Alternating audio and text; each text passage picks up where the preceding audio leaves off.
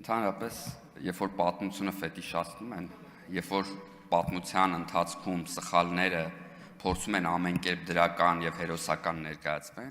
այդ սխալները կրկնվում են ապագայում։ Ասենք, ընդհանրապես փորձառու մարդը,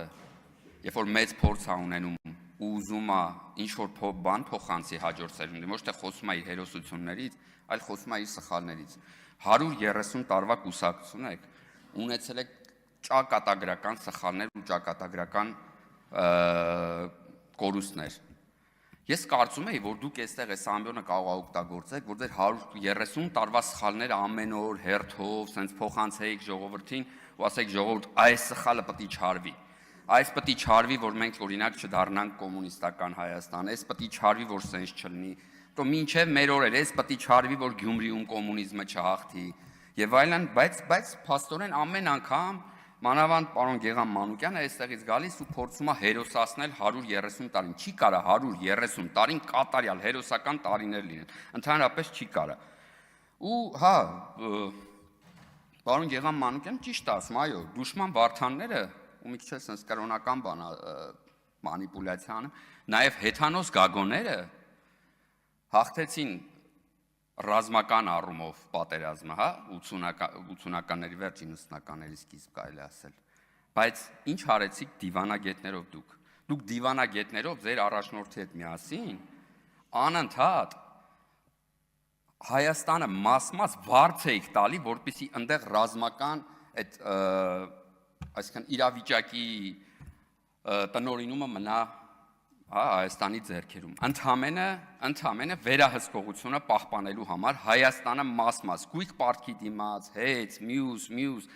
ամեն անգամ այսենց վարձով տալիս էիք դիվանագետներով, որ պահեիք այդ դուշման վարդանների եւ հեթանոս գագոների ձեռքբերումները, որը այստեղից բարձրաձայնում էր Գեգամ Մանուկյանը։ Ու ընդհանրապես դաշնակցությունը, ընդհանրապես կարելի է բաժանել երկու մասի։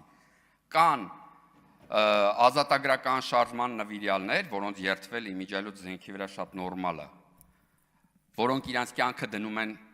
այդ ազատագրական շարժումների մեջ։ Ու կան դիվանագետները, դաշնակցական դիվանագետները, որոնց երթվելը զենքի վրա կոնկրետ վտանգ է, երբ որ քաղաքական ուժը, քաղաքական դիվանագետը, այդ մարդը դիվանագետական զենքերով է զբաղվում, քաղաքականության մեջ կիրառել զենք, ես չեմ կարելի է ասել այդ ինչերի է բերում ու տեսել ենք, այն առնվազն գարոխով ինչ որ բանը տերորիզմի հոտ է գալիս զենքի վրա, երբ որ քաղաքական գործիչը բան է անում, երթվում է զենքի վրա։ Բայց դուք եկել եք հպարտորեն այստեղից ասում եք, որ մենք դիվանագետներով ազատագրական պայքարի դաշնակցականը գնում է, էլի եմ ասում, իր կյանքը դնում է։ Իսկ դիվանագետ դաշնակցականը վերջում պարզվում է ամբողջ դաշնակցությունը հանձնում է ոչ դաշնակցական Ռոբերտ Քոչարյանի առաջնորդության տենց տակ, այսպես ասած։ Այսինքն ես ուզում եմ հասկանամ, այդ դիվանագիտությունը որն է դաշնակցության, հա, որ իրանց առաջնորդը ոչ դաշնակցական իմիջիայլոց կապվող ինչ որ դաշնակցականի սպանության հետ մի հատ անձ է։ Այդ է ձեր նվիրված 130 տարի եկակ ու այսօր ձեր առաջնորդությունը զրկված է դաշնակցությունից։ Եկել եք այս ամբիոնից ուզում եք արդարացնել ձեր բոլոր գործողությունները, չէ՞, կլինի գաք այս ամբիոնից խոսակ ձեր սխալների մասին։ Էլի եմ ասում, ձեր 130 տարին մենք այստեղ կգնահատեինք, եթե այդ 130 տարվա եղած սխալները այստեղից հնչեցվեր ամեն օր, ամեն վայրկյան, ամեն ժամ ու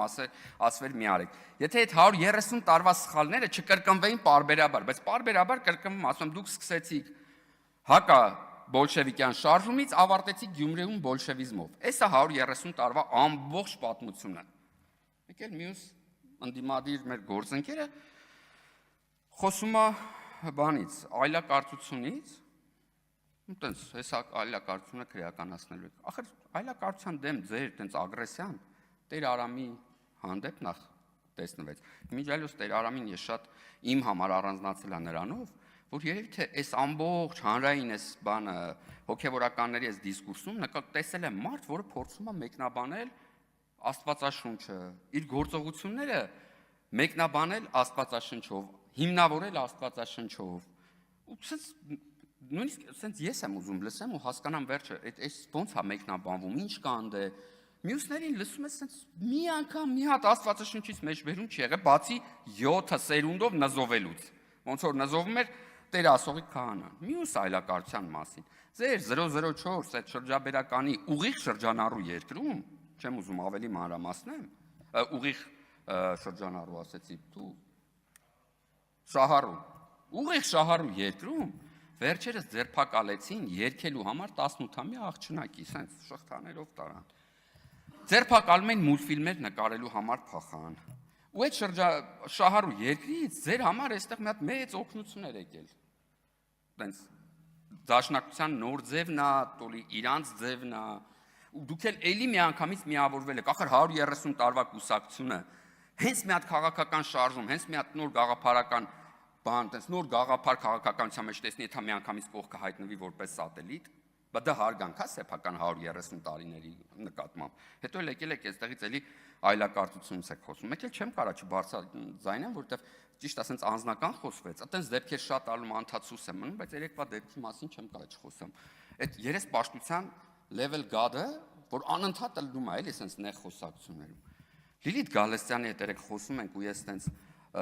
մեղադրում եմ Աֆրիկյանների շենքը, որ ամենահին շենքն էր Հայաստանում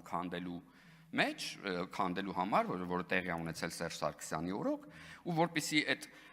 երեսպաշտությունը լավ երևա, չեմ ուզում գլուխ գողալ, բայց որ պատկերացնեք ինչ է անում Լիլիթ Գալստյանը։ Աֆրիկյանների շենքը մինչև հանրային ընդհանուր sense դիսկուրսը ակտիվանալը, շուխուր ընկնել, որպեսզի այդ շենքը մի ձև պահենք, որտեղ իրանք խափում ասում են քանդելու ենք ուրիշ տեղ հավաքենք։ Առաջի ակցիան արել ենք 10 հոգով գնացել ենք Շուշա թխտել ենք սաղ պատերը գիշերով։ Երկրորդ ակցիան արել ենք 8 համարի կլուշների ակցիա, գնացել ենք ժեշտերն ենք քանդե, որ չտանեն։ Ու այդ ամեն ինչը sense գիշերով հայտնվել ենք վերակենդանացման բաժանմունքում, ես կոնկրետ քրեական գործ է հարուցվել եւ այլն։ Ու երեք Լիլիթ Գալստյանը ինձ ինչ ասում։ Ասում դուր էիր, որ ես աֆրիկյանների շենքի համար պայքարում եի։ Սա ձեր երեսպաշտության level God-ն է, ես չէի կարա սրա մասին չբարձրացնեմ, որտեղ միշտ եք սենց անում։ Միշտ եք սենց անում, դրա համար էլ մարդն բան է, ախր սենց էմոցիոնալ բաներ է ստացվում։ Ասում 130 տարվա կուսակցությունը սկսեց հակաբոլշևիզմով, ավարտեց Քոչարյաննա բոլշևիկական ինչ որ տենց բանով եկել են մեզ ուզում են խելք սովորացնել։ Այսքանը, շնորհակալ եմ։